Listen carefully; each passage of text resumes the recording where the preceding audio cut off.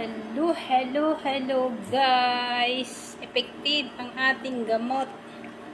Nung isang araw, kahapon naging 55 ako, ngayon tumaas kasi uminom ako rin ng ito at saka yung everyday ang ininom ko yung maligamgam na tubig. Hindi ako talaga uminom ng malamig.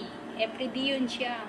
Tapos, ito iniinom ko, empty stomach ako.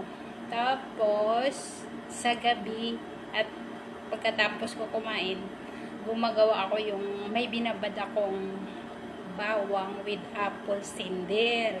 Yun ang kinakain ko, isang piraso, kaya mas lalong bumaba yung sugar ko. At ngayon medyo tumaas naman. Kaya ito naman ang iniinom ko. Empty stomach pa ako ngayon.